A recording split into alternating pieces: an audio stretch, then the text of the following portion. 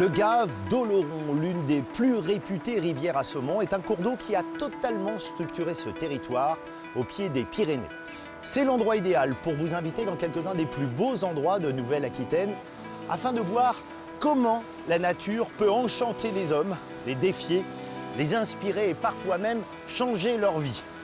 Au programme, l'ascension du pic du Midi d'Ossau, l'île d'Oléron et ses écluses à poissons, du Landart sur le plateau de Millevaches, et pour finir, la descente de la Laïre jusqu'au bassin d'Arcachon. Cap sur la Nouvelle-Aquitaine, grandeur nature.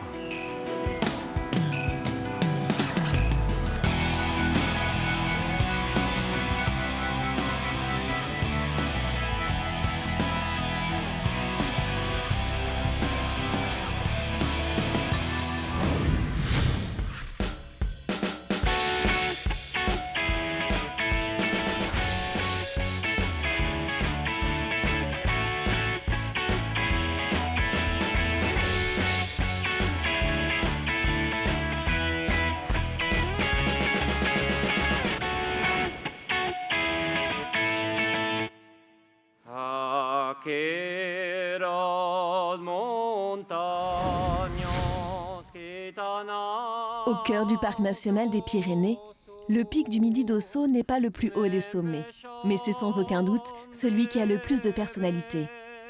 Cette montagne, qui culmine à 2884 mètres, est depuis toujours l'emblème de la vallée d'Ossau.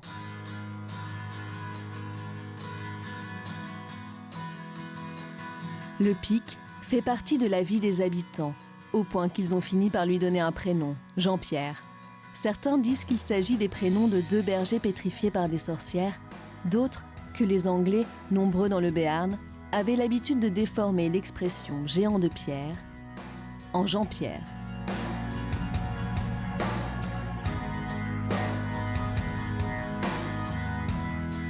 Éric n'a pas résisté à son appel et a décidé d'aller voir Jean-Pierre de plus près. Celui qui le guide dans cette aventure n'est pas un enfant du pays, il est breton. Mais c'est à croire que son destin était de venir ici, car son prénom est Jean-Pierre. Quand j'étais jeune, je venais en vacances, en colonie des vacances, ici, dans une vallée voisine, et la vallée d'Or. Et j'ai vraiment découvert, appris et aimé les Pyrénées, la montagne, comme ça, quoi. Donc tu vois, après, j'y suis retourné l'hiver avec des copains, des amis. Et puis en 85, j'ai pris la décision, on vient s'installer ici. Je m'entraîne, je me prépare pour passer le diplôme de guide, quoi. Voilà.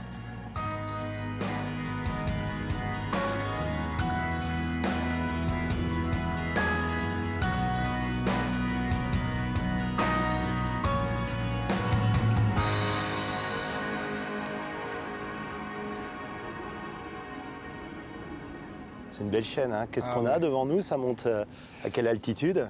Là, tu vois, ce qu'on voit en face, c'est la frontière avec les Hautes-Pyrénées. On a le Palace, hein, la belle pyramide, là. Donc le Palace, lui, il est frontalier avec les Hautes-Pyrénées. On voit le Balaïtou, c'est un gros sommet, là, c'est les premiers 3000, il fait 3844. Et dans le fond, si tu regardes, on voit même le Vignemale. Ah oui, carrément. Ouais, on a une super vue, hein, la pique d'Enfer, côté espagnol. Vraiment, là, c'est... Et puis tu vas voir en haut au sommet, là, c'est pareil. Hein. Sur le Pays Basque, on a une vue à 360, magnifique, quoi. Puis on regarde en bas, il y a la mer de toujours nuages. La mer de nuages, voilà. On est au-dessus. Ça fait toujours plaisir, hein, ça. Hein. Ouais, elle se disloque, là, hein, on sent que ça va partir, ouais. Bon, là, on est un peu au pied du mur, là. Voilà, hein, on va commencer un petit peu à grappouiller, là, la première cheminée. Et puis voilà, ça va avancer tout doucement. Et... Bon, bah, je te suis. Ouais, on y va? Allez, c'est parti.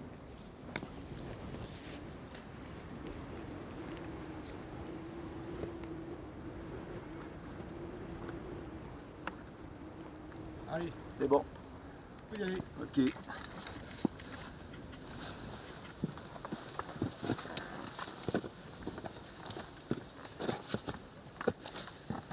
Doucement, hein, bien sur les pieds, là. Plutôt à gauche ou à droite, ça? Au milieu. Au milieu. Un pied à gauche, un pied à droite. Super. On est quand même dans un milieu austère, hein. Cette roche, elle est tourmentée, chaotique. Ouais, c'est particulier, hein. Ça fait un peu ressembler à du granit, mais en fait, c'est une roche d'origine volcanique. Tu vois, C'est un très très vieux volcan. On est sur l'arête d'un cratère en fait. Hein. C'est un vieux volcan qui date même du plissement pyrénéen, tu vois, donc c'est vachement vieux. Et voilà, c'est les origines C'est-à-dire, c'est quoi quand tu dis vieux? Oh bah ouais, c'est plusieurs centaines de millions d'années. Ah ouais, c'est surprenant. Hein. Bon après, c'est des massifs calcaires autour, hein. Côté espagnol, côté français.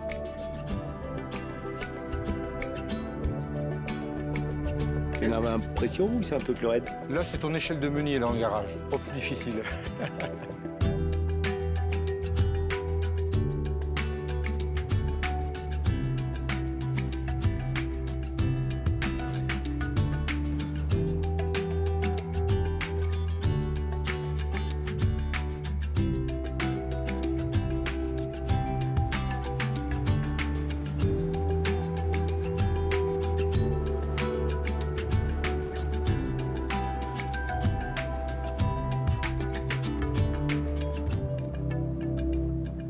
Et là, quand on regarde, il y a quand même un mélange d'ambiance. Donc il y a l'austérité de cette roche et puis il y a toute la verdure qui est là. Bah, on le sait, hein, quand on va Voilà. aux estives, mais t'as de la douceur et de la dureté en même temps. Tout à fait, ouais. Mais c'est un peu propre à ce paysage parce que l'Ossau, là, il est planté au milieu de la vallée, tu vois. Et autour, on a des estives, c'est vraiment très particulier. On le voit de Pau, là, il est planté au milieu de... C'est vraiment... c'est vrai que c'est magnifique, ouais. Avec tous les étages de végétation, là, on voit bien où s'arrête la forêt. Ouais, ah ouais, là, la Hein? ligne, elle est parfaite. Ouais, Hein. c'est très très beau, ouais. Puis il y a toujours quelque chose d'émouvant là à tomber sur une croix. Elle doit Ouais. dire quelque chose, en tout cas, Mais elle a été plantée là. c'est une flèche qui indique la fin de la dernière cheminée. Ah ouais. Donc, ça veut dire que quand tu arrives du sommet, que tu redescends et que tu es pris par le mauvais temps, ben, ça te donne le point de départ de la dernière cheminée. Mais voilà, ça peut arriver en redescendant, il y a les nuages qui montent, on se retrouve dans la brume. Il faut bien connaître l'itinéraire, ouais, effectivement. Ouais, tu le sais quoi, la montagne c'est l'humilité, il faut pas se croire plus fort Exactement. qu'elle, c'est ça? Ah oui, tout à fait, ouais. Puis renoncer quand il y a besoin, ouais.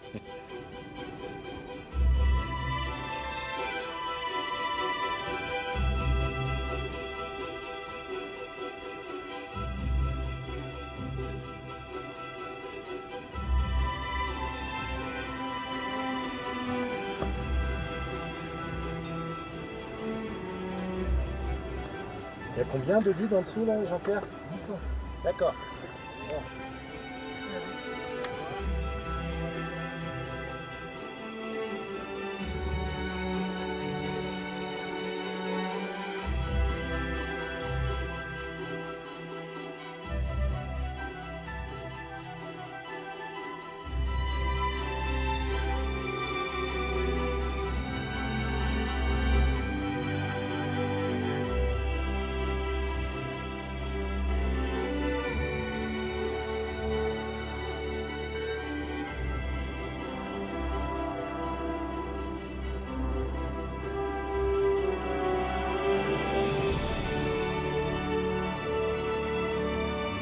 Ouah, ça y est.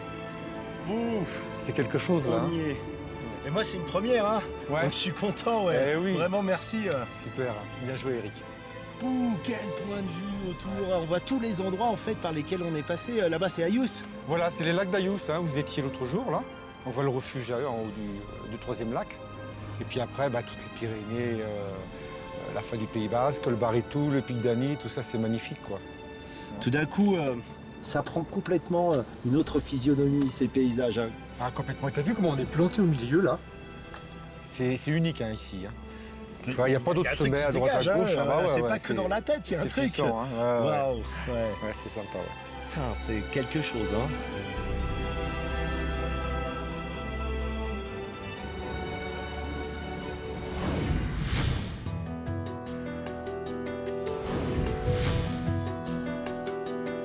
« 35 km de long, 8 au plus large, l'île d'Oléron est après la Corse la deuxième plus grande île métropolitaine.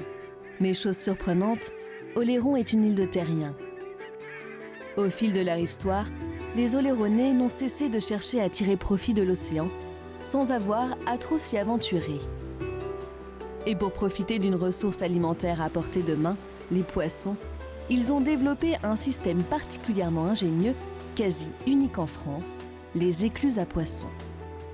Pour découvrir ce patrimoine, Éric se rend au nord de l'île, sur la commune de Saint-Denis-d'Oléron. C'est loin de la côte là. Hein. Bah, il faut marcher, oui, un quart d'heure, 20 minutes pour y accéder. déjà, c'est un premier effort. Tu la connais depuis combien de temps, toi, cette écluse? Bon, là, évidemment, je suis natif de Saint-Denis, donc cette écluse, je la connais depuis toujours. Hein, j'ai accompagné mon grand-père, mon père, et puis voilà, maintenant c'est mon tour, quoi. Les écluses à poissons, dont on retrouve trace dans les écrits seigneuriaux du Moyen-Âge, vont se développer de façon spectaculaire à partir du XVIe siècle. On en trouve aussi sur l'île de Ré et à Noirmoutier, mais c'est à Oléron que la technique a prospéré. On en comptait plus de 230 à la fin du XIXe siècle. Aujourd'hui, il n'en reste plus que 17 en activité.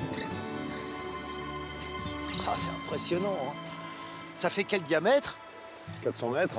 Et donc là, le terrain de pêche, alors? 400 mètres d'entretien du mur. Et là, c'est le terrain de pêche. Donc là, on a le bouchot où l'eau s'écoule par là, évidemment, puisque le principe, c'est que l'eau, effectivement, puisse pratiquement entièrement s'en aller de l'écluse, que l'écluse puisse presque totalement se vider, pour qu'on puisse facilement attraper le poisson. Alors, le poisson, il vient d'où? En fait, c'est quoi le principe? Voilà, le poisson arrive plutôt du large, bien sûr. Donc il arrive là, en l'occurrence, du nord, dans le Kioche. Il entre dans l'écluse, parce qu'il vient manger essentiellement, hein. Et puis, à fur et à mesure que la mer descend, s'il s'attarde un petit peu trop à manger, à fouiller dans le sol les petits crabes, les petits poissons, il va se retrouver prisonnier, quoi. Tiens, regarde là. Deux Et il est là, mulets, l'ortie, deux mulets, une ortie, voilà. Les mulets vont sans doute pas être faciles à attraper. En principe, ils ne se laissent pas faire. Voilà.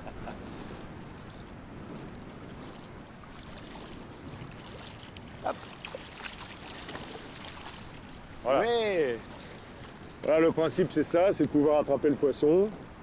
il est beau. Voilà, pas mal, prenable. Waouh, magnifique.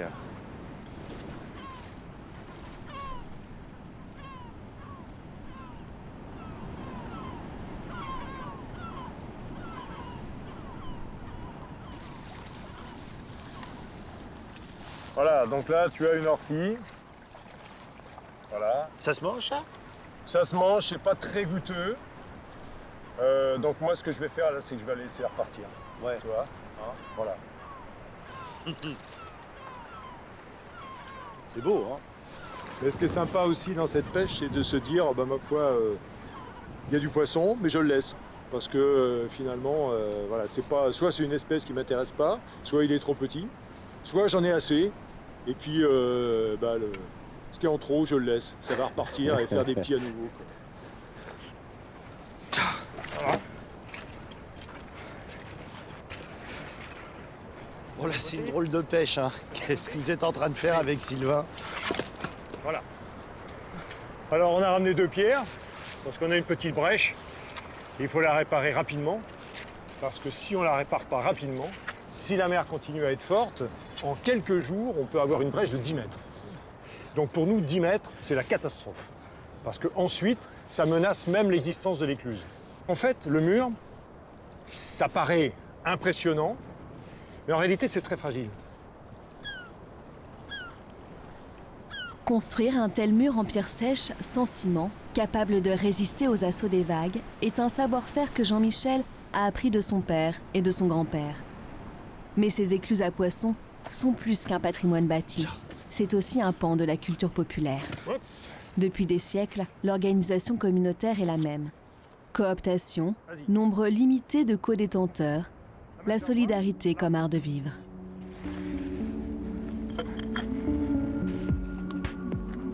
Qu'est-ce que tu trouves ici?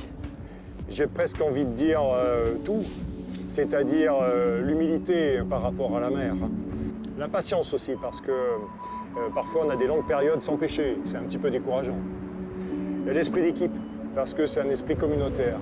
Et ça, c'est très appréciable. Dans une société où on est de plus en plus livré à nous-mêmes, où tout est fait pour qu'on devienne de plus en plus individualiste, là, on doit compter les uns sur les autres.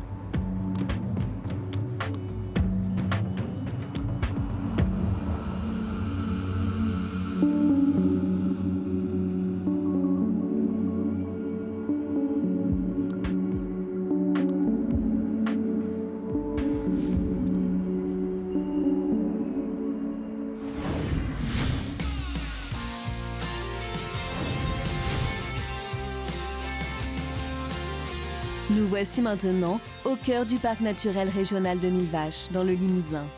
Ici, la nature est reine.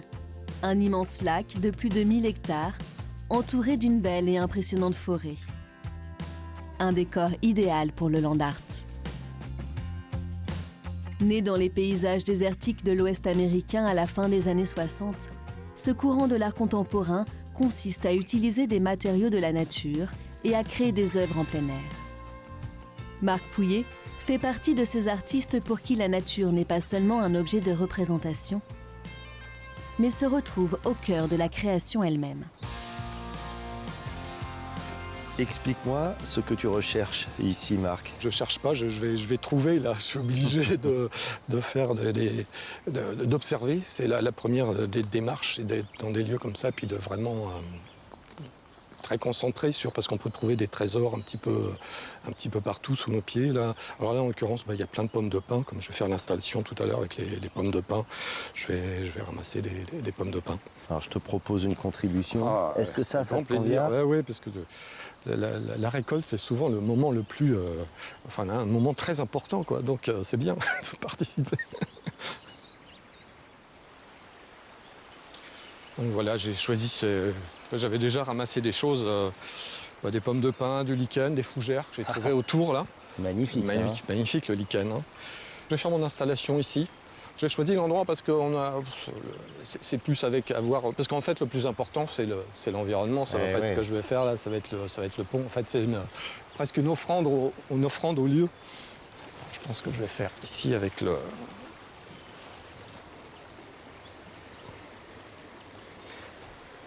Alors, je vais commencer à essayer de faire un cercle. Alors, j'ai déjà eu plein d'aventures avec les pommes de pin parce que quand tu fais les installations comme ça, il ne faut pas qu'ils se mettent à faire froid d'un seul coup ou pleuvoir parce qu'elles peuvent se refermer. C'est une matière vivante. Mais tout est vivant, c'est ça qui est fabuleux, c'est l'utilisation après de la découverte de la matière en l'utilisant. Je vais peut-être utiliser le lichen pour... Alors des fois, j'ai un peu des scrupules parce que quand on regarde ça dans le détail, il n'y a besoin de rien faire, quoi. C'est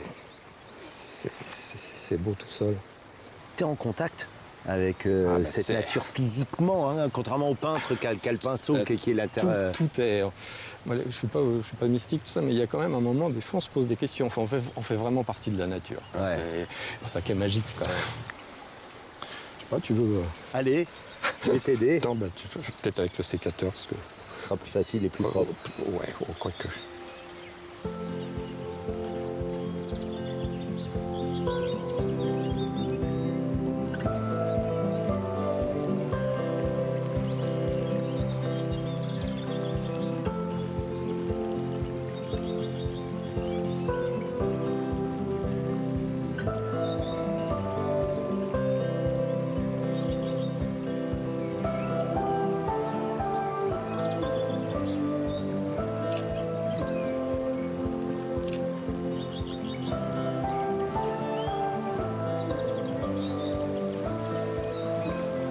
Il y a dans ton travail une recherche esthétique, c'est évident, mais il n'y a pas que ça, comme s'il y avait quelque chose de l'ordre de la reconnexion à la nature. Est-ce que je me trompe? Non, pas que dit, c'est ça.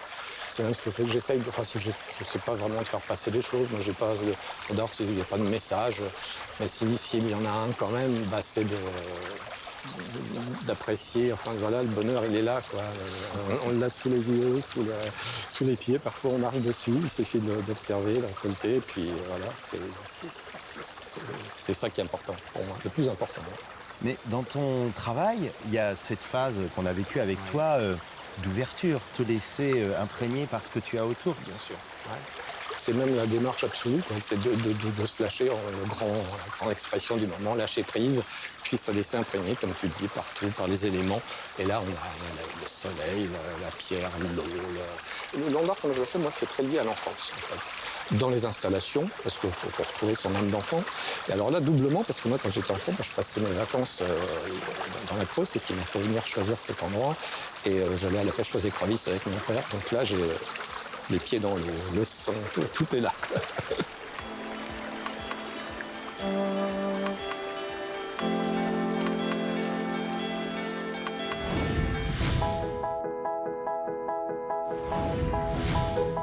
Le bassin d'Arcachon est une petite mer intérieure quasi unique en Europe. Une pépite d'Aquitaine, réputée pour sa beauté bien sûr, mais aussi et surtout pour son écosystème si particulier.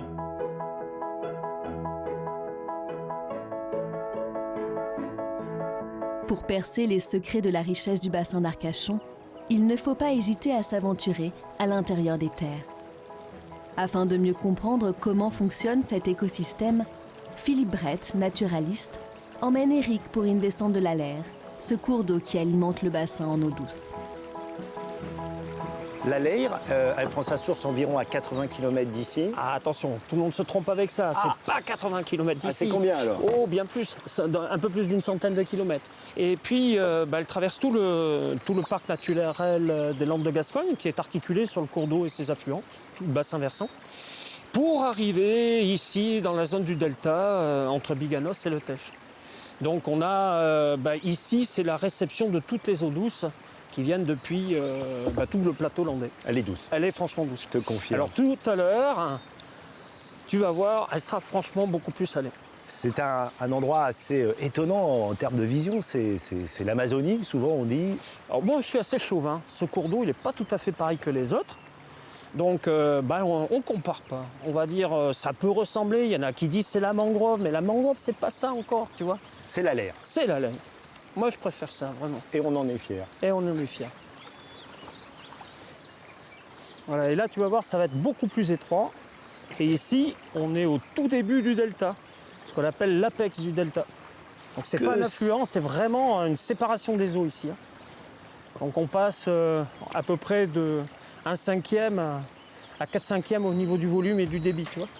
Quelle vision, c'est une rivière d'or là, sur laquelle on passe avec le soleil. Trop beau.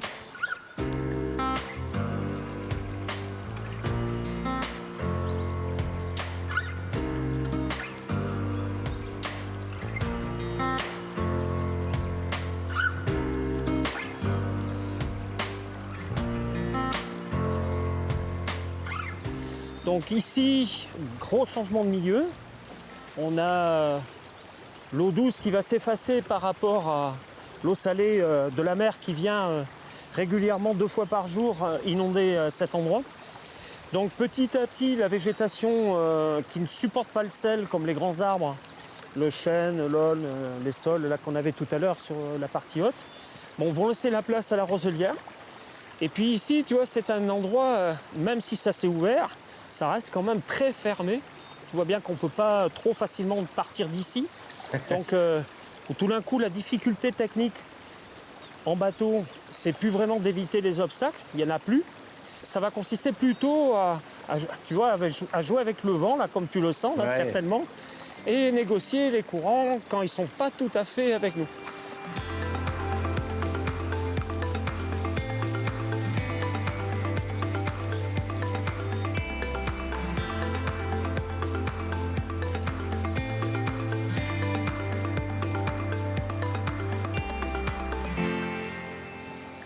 Bon, pas mal la petite ambiance là.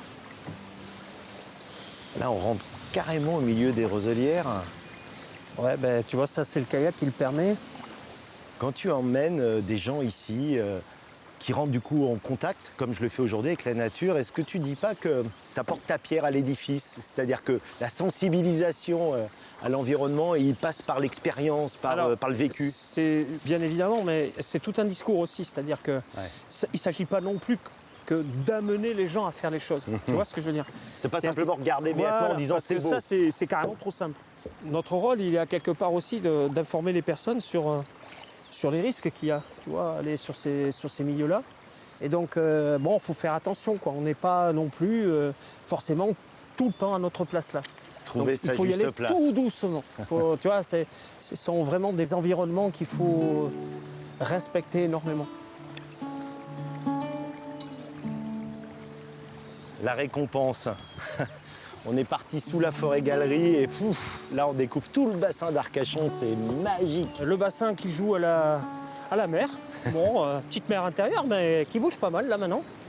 Et petit à petit, On peut s'imaginer aventurier, tu vois, qui quitte ce cocon là de douceur, de tranquillité, là, comme on était tout à l'heure, pour partir vraiment à l'aventure dans quelque chose qui va vraiment bouger. Philippe, ce bassin d'Arcachon, dans ton cœur, quelle place il occupe?